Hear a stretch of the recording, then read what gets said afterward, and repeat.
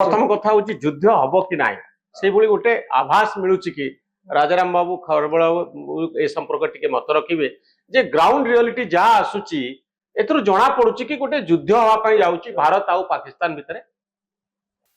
पहलगांव घटना पर बर्तमान सुधा जहाँ जहाँ केंद्र सरकार एवं सेनाबाहिनी ने जो जो प्रकार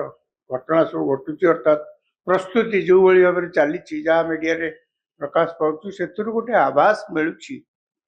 जे भारत और पाकिस्तान मध्य आग को गोटे युद्ध हो पारे। जो युद्ध बोले मुझे जो शब्द व्यवहार करुच्ची भारत पाकिस्तान भितर युद्ध न होकरी भारत पाकिस्तान विरुद्ध युद्ध कर घोषणा न करी मत लगुच भारत पाकिस्तान में थिबा संत्रासवादी मान को मूलोत्पाटन करने किछि बड़ पदक्षेप नब ताकू किए को भाषा रे कहला जे पाकिस्तान उपर आक्रमण हैला बा युद्ध हैला भारत पाकिस्तान मध्य सी अलग कथा। नंबर 2 भारत बर्तमान जो अवस्था रे अछि एई भली किछि कड़ा कार्यानुष्ठान नबा छड़ा भारत पक्षरे उपाय किछि नाही। जदि आपण किछि खाली कथारे किछि कहिदेबे आ किछि कामेरे करिवे नाही भारत जदि या करे आगु को ताले लोकंकर आस्था टूटी जिवो। लोक मैंने समस्ते कहे जदि एड़े बकेट पाकिस्तान सन्त्रासवादी आसी आम राजाराम बाबू चाहते युद्ध गोटे हो देखो युद्ध बोलिकी मु सीधा सड़क कहबिनी किंतु किछि कड़ा कार्यानुष्ठान भारत निश्चय नब ताकू कार्यानुष्ठान कहले आप कौन बुझंती कड़ा कार्यानुष्ठान कहले जेमती कमांडोज माने ताको सीमा भितर को पसिकरी किछि आक्रमण करि पारंती बालाकोट भाया स्ट्राइक मध्य हो जाई पारे। आउ कौन हम सरकार कौन चिंता करचंती आमे तो एठी थाइकरी आपण कोन सेही टीवी चैनल बा सेही व्यक्ति मानक भीतर अछंती जे कहउछन गोटे रिवेंज दरकार गोटे प्रतिशोध दरकार आपण सेही नैरेटिव रे विश्वास करचंती। देखो भारत होची गोटे सॉवरेन नेशन एही सॉवरेन नेशन नो सिक्योरिटी ऊपर वर्तमान आंच आछि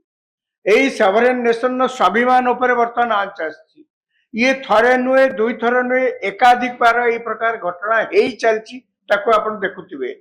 वर्तमान भारत को निष्पत्ति नबाकू पड़िबो जदि आपण कहउछंती आपण कोन युद्ध सपक्ष रे ताले वर्तमान देशवासी की निष्पत्ति नबाकू पड़िबो गोटे सॉवरेन नेशन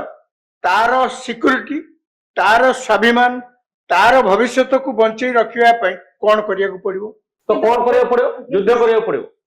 आपण युद्ध यदि कहबे युद्ध को समालोचना करेंगे युद्ध न करने जदि आप जुक्ति रखती ताले आपण कौन करेंगे सहित सालिश करेंगे सहित सालिश करेंगे जदि आप सालिश करने प्रस्तुत नुहति युद्ध करने को प्रस्तुत नुहति ताले आपण मन रखता आप चुपचाप घरे बसबे बारंबार से आसबे गुली मारे मरबे जीवे। सर जदि युद्ध हुए आपण प्रथम कथा हो भारत रे पदक्षेप रहइबो जे सस्पेंशन ऑफ इंडस वाटर मान ट्रीटी जोटा रहिछि ऑलरेडी हे चलाणी नहीं भारत आपण जो कहते इंडस वैली ट्रीटी कथा डिप्लोमेटिक सॉल्यूशन कथा वर्तमान